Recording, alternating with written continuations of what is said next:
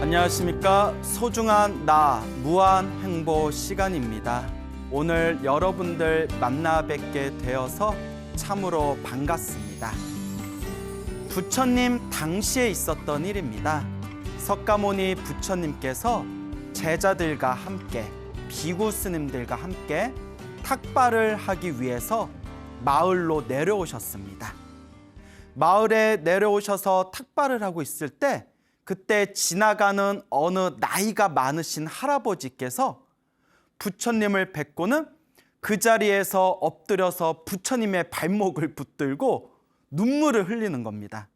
그리고 이 할아버지가 부처님께 다음과 같이 이야기합니다.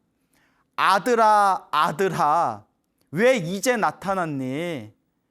부모가 나이가 들면 빨리 와서 부모를 얼굴을 뵙고 또 옆에서 또 부모의 곁을 지켜야지. 아들아, 왜 이제 나타난 거니? 라고 말을 합니다. 그 옆에 있는 다른 비구 스님들과 그 제자분들이 다들 깜짝 놀랍니다. 아니, 우리 석가모니 부처님께서는 저 카필라국의 왕자이고 아버지는 정반왕이요 어머니는 마야부인인데 웬 생전 처음 보는 할아버지가 부처님의 발바닥을 붙들고 아들아, 아들아, 왜 이제 나타났니? 라고 하니까 옆에 있는 비구 스님들이 다들 깜짝 놀라죠. 그런데 부처님께서는 아무런 미동도 없이 제자들과 함께 그 할아버지의 집으로 향하게 됩니다. 할아버지와 함께 그 집에 딱 들어가는 순간 할아버지의 부인으로 보이는 이 할머니가 부처님을 보고는 깜짝 놀라서 아들아, 아들아, 왜 이제 나타났니? 부모가 나이가 들면 어서 빨리 와서 곁을 지켜줘야지. 아들아, 왜 이제야 나타났니? 하면서 눈물을 흘리더랍니다.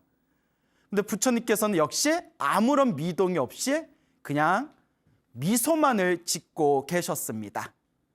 그때 이 할아버지와 할머니가 당신의 아들과 딸들을 불러가지고 부처님을 소개합니다.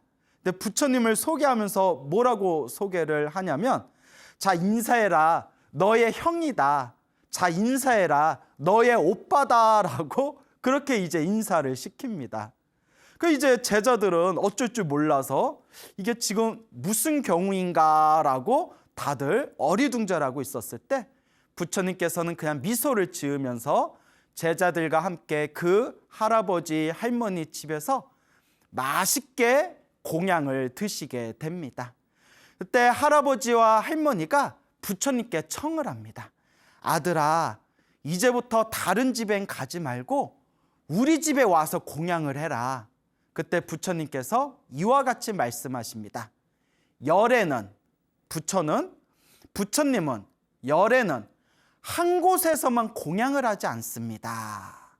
자, 왜 부처님께서는 한 곳에서 한 신도에게만 공양을 받지 않냐 하면 다른 신도들도 복을 지어야 되기 때문에 다른 신도들과 다른 중생들도 부처님께 공양을 올리고 복을 지을 수 있는 기회를 주기 위해서 한 집에서만 공양을 하지 않는다고 하십니다. 그래 이제 부처님께서 이 할아버지와 할머니께 부처는 열에는 한 곳에서 한 집에서만 공양을 받지 않습니다 라고 이제 말씀을 하시게 됩니다. 그 후로 3개월 하한 것 동안 부처님께서는 다른 집에서 공양을 하실 일이 있으면 다른 집에서 공양을 하시되 공양청을 받지 않으신 날에는 항상 그 할아버지 집에서 공양을 하셨다고 합니다. 그 할아버지 집에서 공양을 하실 때마다 할아버지와 할머니는 한없이 기뻐하면서 아들아, 아들아, 이와 이렇게 함께 밥을 먹을 수 있으니 너무나 행복하구나 라면서 할아버지 할머니는 한없이 흐뭇해 하셨다고 합니다. 하루는 어느 날 제자들끼리 스님들끼리 대화를 나눕니다. 정말 이상하다. 부처님의 아버지는 정반왕이시고 부처님의 어머니는 마야 부인인데 왜 저 할아버지 할머니는 우리 스승님이신 부처님께 자꾸 아들아 아들아 왜 아들이라고 부르는 것일까? 아마도 저 할아버지와 할머니는 부처님의 부모님이신 정반왕과 마야 부인과 엄청나게 친하고 엄청나게 돈독한 사이인가 보다. 그래서 아무런 허물 없이 부처님을 아들이라고 부를 수가 있나 보구나라고 이제 비구 스님들끼리 자기들끼리 그런 대화를 나눴다고 합니다. 그때 부처님께서 싹 지나가시면서 그 비구 스님들이 대화를 나누는 그런 이야기를 들으시고는 부처님께서 살며시 비구 스님들 앞에 나오시면서 스님들께 이렇게 말씀하십니다. 아니다. 그런 뜻이 아니다. 지금부터 나의 이야기를 잘 들어보거라. 저 할아버지는 과거 전생에 500생 동안 나의 아버지였고 500생 동안 나의 숙부였으며 500생 동안 나의 할아버지였었다.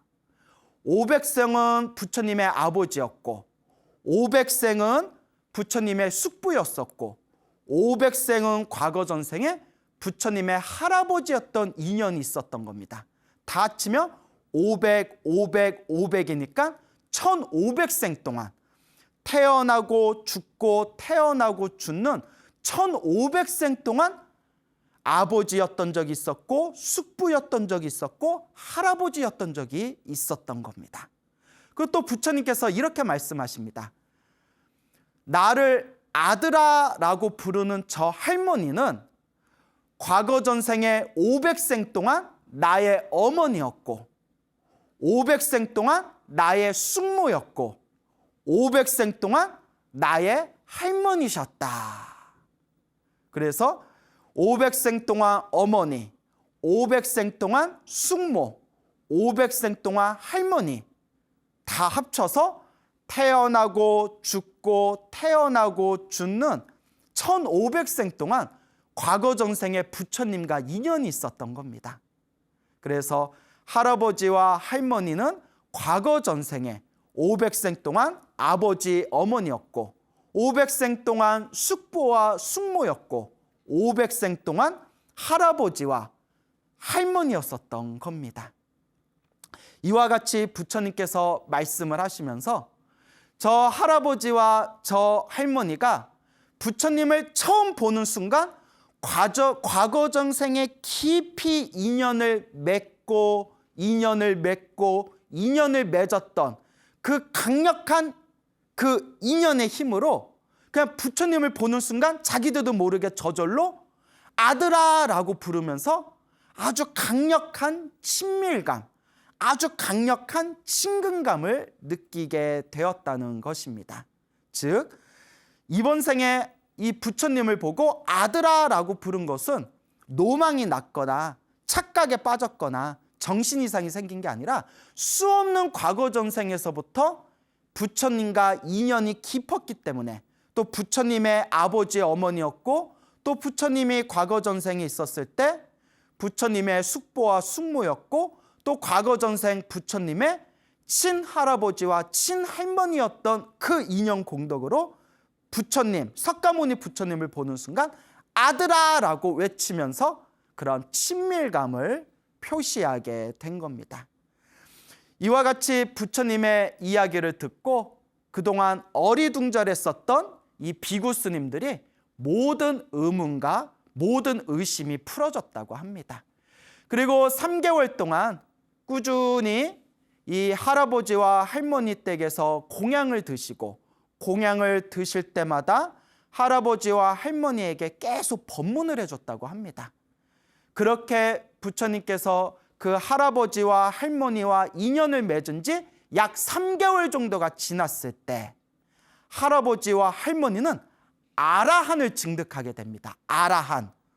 모든 번뇌와 모든 욕망이 사라진 거룩한 성자 아라한이 됩니다.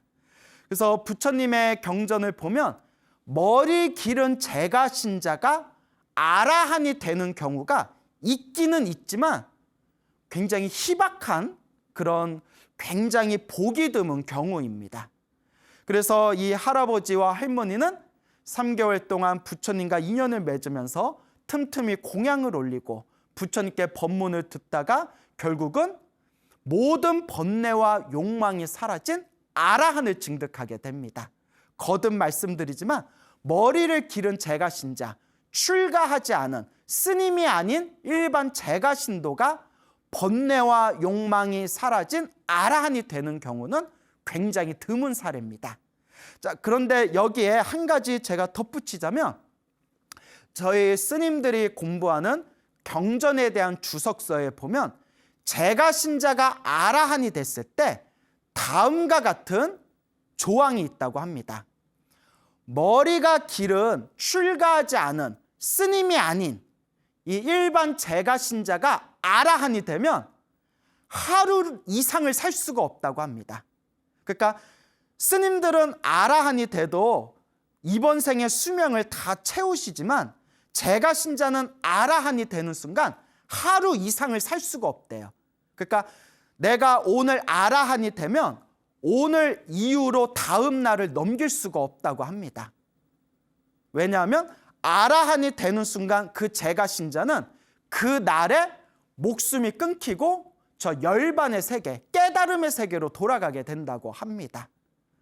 단 아라한을 증득한 제가신자가 그날의 열반에 들어가지 않고 그날의 목숨이 끊기지 않으려면 바로 그날 머리를 깎고 출가해야 된다고 합니다. 자, 머릿속에 정리가 되십니까? 머리 길은 일반 제가신자는 아라한이 될 수 있지만 굉장히 드문 사례이다. 그리고 일반 제가신자가 아라한이 되었을 경우에는 그 아라한이 된 그 다음 날을 넘길 수가 없고 목숨이 끊어진 뒤에 저 열반, 깨달음의 세계로 들어가게 된다. 그리고 제가신자가 아라한을 증득한 뒤에 그 날에 목숨이 끊기지 않으려면 바로 머리를 깎고 출가해서 스님이 되면 이번 생에 주어진 수명을 다 채울 수가 있다라고 경전을 풀이하는 주석서에 나옵니다. 그래서 밀란다 왕문경이나 혹은 대비바사론 같은 논서에 보면 이런 부분에 대해서 언급을 하고 있습니다. 그러면 왜 머리를 기른 제가신자는 아라한, 모든 번뇌와 욕망이 사라진 아라한이 되면 왜 그 다음 날까지 살 수가 없는가? 그것은 이 세속, 탐욕과 성냄과 어리석음이 가득한 이 혼탁한 이 세속에서 아라한이 되면 그 아라한의 청정한 기운 때문에 세속 생활을 할 수가 없다고 합니다. 뭐 그냥 그렇다고 합니다. 저도 잘 모르겠는데 책에 그렇게 나오더라고요. 그래서 혼탁한 세속 생활에서 아라한으로서 살 수가 없고, 만약에 출가하지 않고 제가신자로 있을 경우에는 이제 그 다음 날 넘기지 못하고 목숨이 끊긴 뒤에 열반의 세계에 들어가고, 또한 아라한을 증득한 뒤에 바로 머리를 깎고 출가해서 스님이 되면 이제 이번 생에 주어진 수명을 다 채우게 된다라는 내용이 그런 주석서, 논서에 보면 언급을 하고 있습니다. 자, 어쨌거나 그 할아버지와 할머니는 부처님께 법문을 듣고 모든 번뇌와 욕망이 사라진 아라한을 얻게 됩니다. 그리고 당연히 아라한과를 증득하자마자 아주 편안히, 아주 고요하게 이 세상을 떠나시게 됩니다. 그리고 모든 번뇌와 욕망이 사라졌으니까, 아라한을 증득하고 세상을 떠나셨으니까 이 할아버지와 할머니는 당연히 윤회 세상에서 벗어나서 완전한 열반의 세계에 들어가셨겠죠. 할아버지와 할머니가 세상을 떠난 뒤에 장례식에 부처님께서 직접 참석을 하십니다. 부처님께서 직접 참석을 하시고, 또한 과거 전생에서부터 부처님의 부모님이었다라는 소문을 들은 수많은 신도들, 수많은 신자들이 그 할아버지와 할머니의 장례식장에 모두 모이게 됩니다. 그리고 부처님이 참석하신 자리에서 아주 성대하게 장례식을 마치게 됩니다. 자, 이와 같이 모든 장례식을 마치고 난 뒤에 신자들이 와서 부처님께 이와 같이 말합니다. 부처님, 부처님, 너무 서운해하지 마세요. 부처님, 부처님, 너무 슬퍼하지 마세요. 부처님, 그 과거 전생의 부모님이었던 저 할아버지와 할머니가 세상을 떠나게 되었는데 저 할아버지 할머니가 세상을 떠났다고 너무 슬퍼하거나 낙심하지 마세요라고 딴에는 중생들 딴에는 부처님께 그렇게 이제 위문을 합니다. 그때 부처님께서 다음과 같이 말씀하십니다. 왜 슬퍼하는가? 무엇 때문에 슬퍼하는가? 사람이 죽은 것 때문에 슬퍼하는가? 사람이 죽었기 때문에 볼 수 없어서 슬퍼하는가? 아니다. 그건 아니다. 모든 중생은 태어나면 늙고 병들고 죽는 것은 당연한 이치이다. 그런데 왜 슬퍼하겠는가? 라고 하면서 오히려 중생들한테 늙음의 경이라는 그러한 위대한 말씀을 설하시게 됩니다. 내용이 살짝 긴데 한번 여러분들 제가 읽어드릴 테니까 귀담아서 잘 들어보시기 바랍니다. 인생은 짧고 모두가 100살을 넘기지 못하고 죽는다. 아무리 오래 살려고 해도 결국엔 늙고 죽음이 온다. 집착 때문에 사람들은 슬퍼하지만 어떤 것도 영원한 것이 없고 곧 헤어지게 된다. 이 사실을 잘 알아 너무 오래 세속 생활을 하지 마라.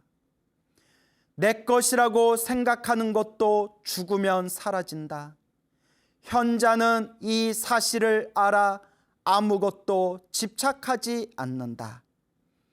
꿈속에서 만난 사람은 깨어나면 사라지듯 사랑하는 사람이 죽는 것도 이와 같다.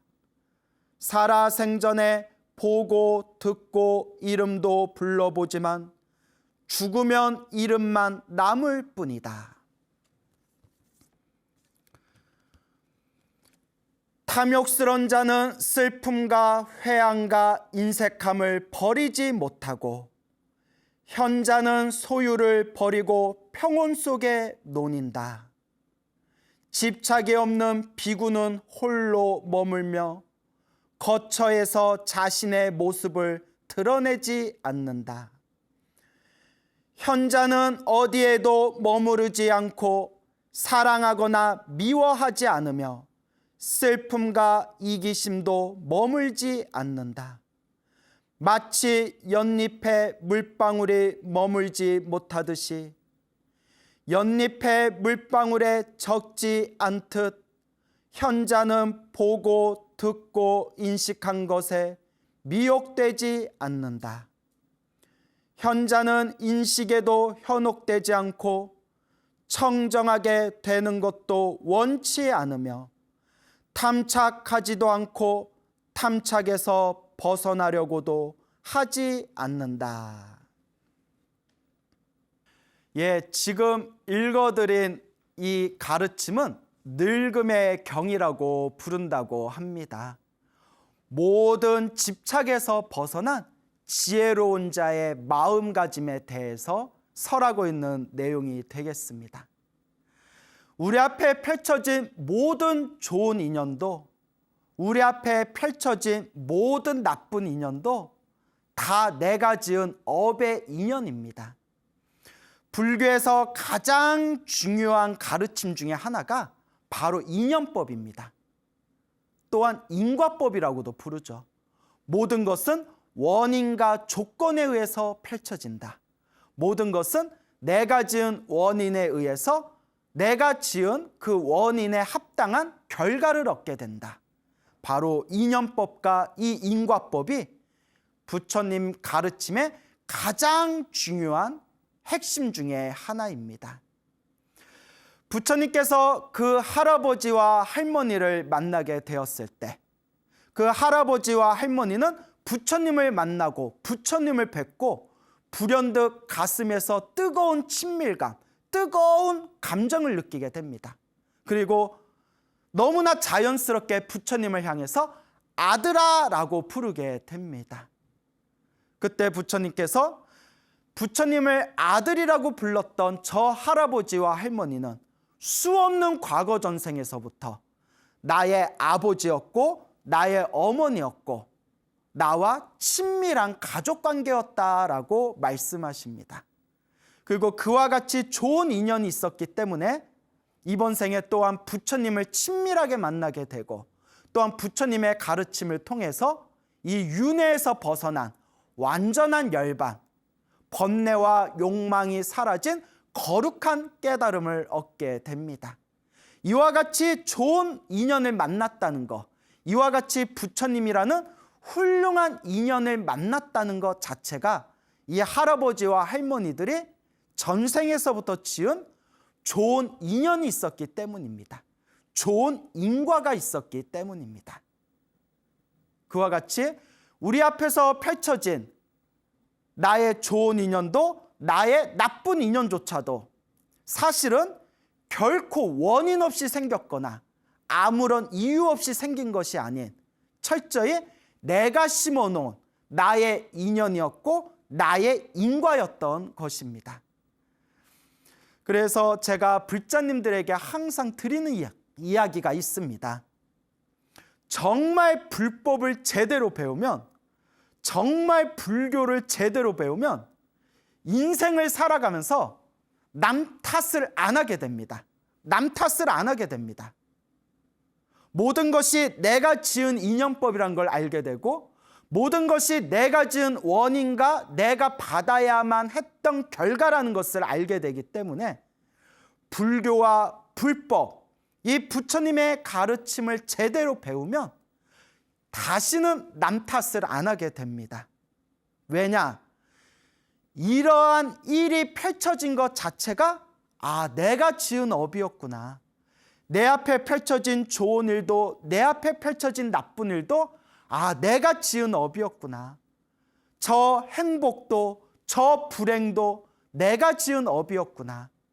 나를 행복하게 기쁘게 해주는 저 사람도 나를 힘들고 나를 괴롭히는 저 사람도 다 내가 지은 업이었구나.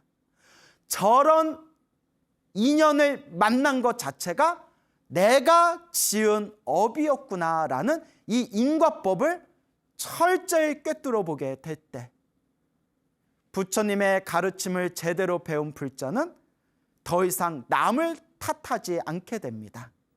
근데 이게 과연 쉬운 걸까요? 어렵습니다. 저도 가끔씩 살다가 장애에 부딪히거나 경계에 부딪히면 저도 모르게 저놈 나쁜 놈, 저 새끼 나쁜 새끼 이렇게 마음에 남 탓을 하려는 그런 감정이 꿈틀댈 때가 있습니다.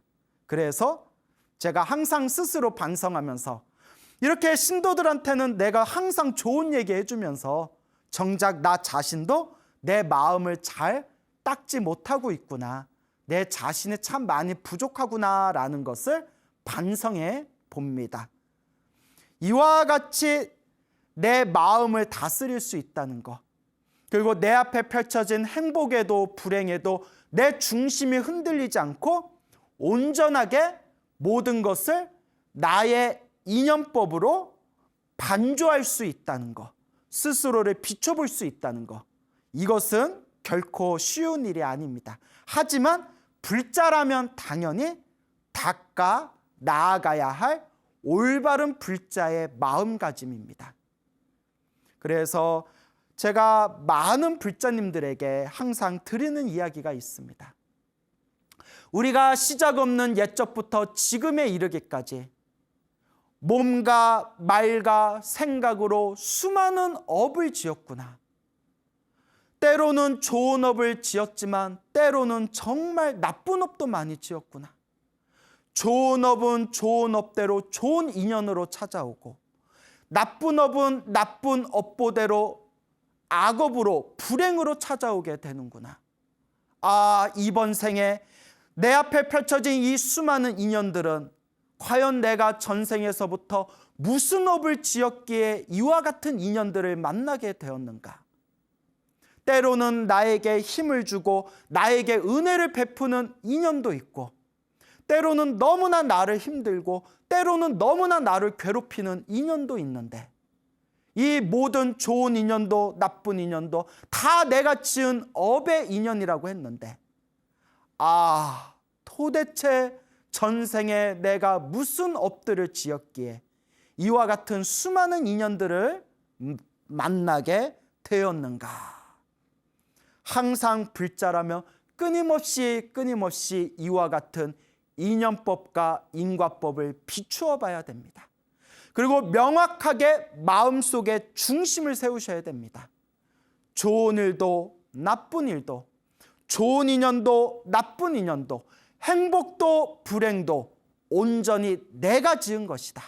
온전히 나의 책임이다. 온전히 나의 인연법이다. 이 세상에 펼쳐진 모든 게 바로 인연법입니다. 모든 것이 원인과 조건 속에서 끊임없이 펼쳐지는 거대한 현상들입니다. 우리는 이 거대한 윤회의 흐름 속에서 내가 지은 업의 인연대로 내가 받고, 내가 받으면서 내가 또 새롭게 지은 업의 인연들을 새롭게 새로운 윤회의 세상이 펼쳐지게 되는 겁니다. 그리고 그 윤회의 펼쳐진 흐름 속에서 끊임없이 좋은 인연, 나쁜 인연, 또 좋은 인연, 나쁜 인연, 쳇바퀴 돌듯이 끊임없이 부딪히며 만나고 있습니다. 어느 불자님이 계셔요. 어느 보살님이 계시는데 제 앞에서 막 우시더라고요. 막 울어요.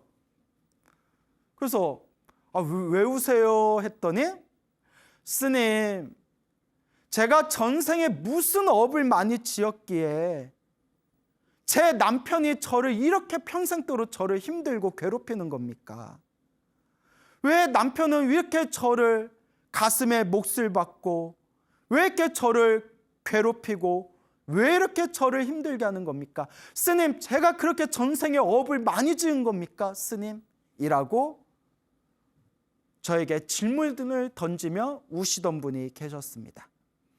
또 어떤 불자님이 계셨는데 그 불자님도 제 앞에서 막 눈물을 또 펑펑 흘리시는 거예요. 보살님, 무슨 일 때문에 그렇게 울고 계십니까? 왜 그러세요? 라고 여쭤봤더니, 스님, 아들 하나가 있는데 어렸을 때 그렇게 오기야 금이야 정성을 다해서 키웠는데 지금은 왼수가 돼서 저를 끊임없이 괴롭힙니다. 도대체 저 눈에 넣어도 아프지 않았던 저 아들이 왜 저렇게까지 돌변해서 저를 이렇게 힘들게 하는 겁니까? 스님, 이 모든 게 다 제가 전생에 지은 빚이라면 도대체 저 아들과 저의 빚은 언제 끝낼 수 있는 겁니까, 스님? 이라고 울던 분도 계셨습니다. 이와 같이 말로써 다 표현할 수 없을 정도로 힘들고 괴롭고 답답한 분들이 너무나 많습니다. 제가 그런 분들한테, 그렇게 눈물을 흘리고 있는 분들한테 저는 과연 도대체 어떤 말을 해줄 수가 있을까요? 남편 때문에 괴로워하는 분한테 차라리 이혼하세요라고 하면 과연 해결이 되는 걸까요? 근데 또 묘한 게 있습니다. 지긋지긋하게 질긴 인연은 아무리 헤어지고 싶고 아무리 떨어지고 싶어도 떨어질 수 없고 헤어질 수가 없습니다. 이상하게 얽히는 그런 참으로 끈적끈적한 그런 질긴 인연이라는 게 있습니다. 더 속 터지고 더 미치고 팔짝 뛰는 일이 있습니다. 차라리 피 한 방울 안 섞인 그런 남이라면 그냥 안 보면 됩니다, 여러분. 왼수 같은 사람이 경상도에 살고 있으면 전라도로 이사 가면 됩니다. 왼수 같은 놈이 강원도에 살고 있으면 저 밑에 경남 밑으로 이사 가면 됩니다. 피 한 방울 안 섞인 사람은 안 보면 되지만 우리 불교에는 이런 이야기가 있습니다. 가장 큰 왼수는 핏줄로 태어난다. 오싹하고 무서운 얘기입니다, 여러분. 가장 큰 빚쟁이는 혈육으로, 핏줄로, 자식으로 태어난다고 합니다. 자식은 안 볼래야 안 볼 수도 없고, 끊을래야 끊을 수도 없고, 도대체 어떻게 해결하려고 하더라도 도대체 답이 나오지 않는 게 바로 자식들입니다. 제가 이 이야기를 몇 번 했더니 많은 불자님들이 고개를 끄덕끄덕거리는 분도 있었고, 어떤 분은 가슴을 쿵쿵 치는 분도 계셨고, 어떤 분은 눈가에서 눈물을 닦는 분도 계셨고, 한결같이 하시는 말씀이 맞습니다, 스님. 맞습니다. 인생 살아보니까 스님 말씀이 맞습니다. 정말 왼수 같은 인간들 안 보면 그만이지만, 자식이 속썩이고 자식이 속을 다 뒤집는 것은 이건 도대체 답이 없습니다, 스님. 이거 어떻게 해야 됩니까? 천도제를 한다고 과연 그게 풀릴까요? 부처님께 백일기도 올렸다고 과연 그런 게 풀릴까요? 부처님께 법화경, 사경 몇 번 올렸다고, 혹은 금강경 독송 몇 번 했다고, 부처님 앞에서 절 몇 번 했다고 과연 이러한 질긴 악연이 과연 풀릴까요? 어렵습니다, 여러분. 솔직히 한 사람의 스님으로서, 한 사람의 수행자로서 그동안 수많은 분들과 상담하고 수많은 분들이 살아오신 행적을 살펴보면서 사람과 사람 간의 이 관계, 인간과 인간의 이 관계가 가장 해결하기 어렵고 가장 끊기 어렵다라는 것을 수없이 절감을 했습니다. 정말 어렵고 어려운 일입니다. 가장 풀기 어려운 인생의 숙제입니다. 우리가 이번 생에 사람으로 태어났을 때 우리가 만나는 수많은 사람들의 인연을 살펴보면 두 가지로 만난다고 합니다. 좋은 인연으로 만났거나 나쁜 인연으로 만났거나, 말을 살짝 돌리면 은혜로 만났거나 왼수로 만난 사이라고 합니다. 은혜로 만났거나 왼수로 만난 사이, 이게 우리 중생들이 윤회 속에서 살아가는 인간과 인간의 관계입니다. 그리고 너무나 해결하기가 어렵습니다. 직장에서 만나는 상사라든가, 직장에서 만나는 부하 직원이라든가, 직장에서 만나는 갑을관계라든가, 그런 사람들은 집에 오면 그 순간만큼은 그 사람들을 안 봐도 됩니다. 그런데 하루 중에 가장 편안해야 할, 잠을 자야 되는 시간에 내 가장 큰 왼수가 옆에서 자고 있다고 한번 생각해 보십시오. 오싹한 일입니다. 정말 도대체 뭐라고 표현해야 될지 모르겠습니다. 그런데 아까도 거듭 말씀을 드렸지만 정말 끈적한 악연은 쉽게 끊어지지도 않습니다. 옛날에는 이혼을 하면 그게 한때 흉이 되던 시절이 있었지 않습니까? 네, 지금은 이혼이 더 이상 흉이 되지 않습니다. 살다가 안 맞으면 이혼할 수도 있죠. 단, 정말 질긴 인연은 이혼을 하고 싶어도 이혼이 되질 않습니다. 어떻게든 자꾸 엮이고 꼬이게 됩니다. 차라리 부부관계가 꼬이고 꼬였을 때는 어떻게든 독한 마음 품고 안 볼 수가 있습니다. 하지만 아까도 말씀드렸지만 그 좋지 못한 악연이 나의 자식일 때에는 이거는 정말 해답이 없습니다. 그러면 어떻게 해야 될까요, 여러분? 닦아야 됩니다, 여러분. 결론은 마음을 닦아야 된다. 내가 이번 생에 만나는 좋은 인연도 내가 심은 인연이고, 이번 생에 만나는 나쁜 인연도 내가 심었던 인연이라면 여러분들은 이제 마음을 닦으면서 부처님 앞에서 한없이 업장소멸의 기도를 올리셔야 됩니다. 거룩하신 부처님, 과거 전생에서부터 몸으로 지었거나 입으로 지었거나 생각으로 지었거나 알고 지었거나 모르고 지었거나 제가 지은 악업이 있다면 모두 다 참회합니다. 부처님 잘못했습니다. 부처님 잘못했습니다. 제가 지은 악업을 참회합니다 라고 피눈물 몇 번은 쏟아야 됩니다. 피눈물 몇 번은 쏟아야 조금이라도 업장이 소멸되지 않을까요? 그리고 앞으로라도 좋은 인연을 맺을 수 있도록 자꾸 선업과 공덕을 지어야 됩니다. 그래서 여러분들에게 늘 말씀드리는 게, 진정한 불자의 길을 가려면 마음의 중심 속에 이 인과법에 대한 확신이 있어야 된다. 인과법에 대한 확신, 인연법에 대한 확신. 아, 좋은 인연도 나쁜 인연도 다 내가 지은 업연이구나. 그리고 이번 생에 닦고 닦아야 됩니다, 여러분. 여러분, 무서운 비밀이 하나 있습니다. 이번 생에 안 닦잖아요? 그 인간 다음 생에 또 만나야 됩니다. 오싹하시죠? 다음 생에 또 만나야 돼요. 근데 이번 생에 여러분들이 잘 닦으시면 다음 생에 만나더라도 좋은 인연으로 만나게 됩니다. 오늘의 이야기를 꼭 명심하시기 바랍니다. 부처님을 아들아 아들아라고 불렀던 그 할아버지와 그 할머니는 전생에 얼마나 좋은 공덕을 짓고 얼마나 좋은 성근을 지었기에 이번 생에 석가모니 부처님을 만났을 때 아들아라고 당당하게 이름 부를 수 있었을까? 그것도 그 할아버지 할머니의 공덕입니다.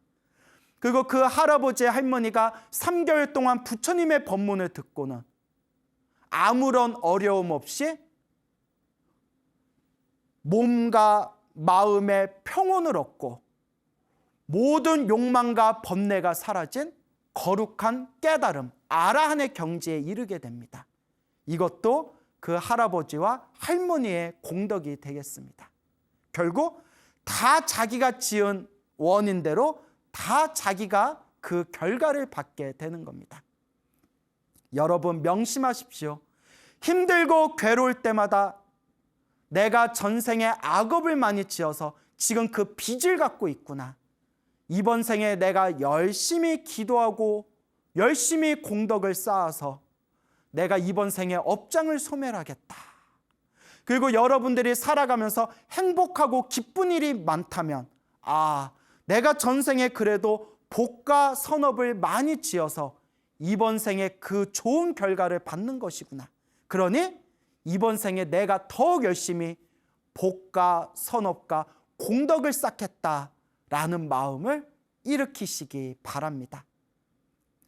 여러분, 진정한 불자라면 오늘부터 하루하루 한 걸음 한 걸음 끊임없이 좋은 인연, 좋은 씨앗, 좋은 공덕을 지어 나가시기 바랍니다. 여러분, 행복해지고 싶습니까? 행복한 삶을 창조하고 싶습니까? 복을 지으십시오. 선업을 지으십시오. 공덕을 쌓으십시오.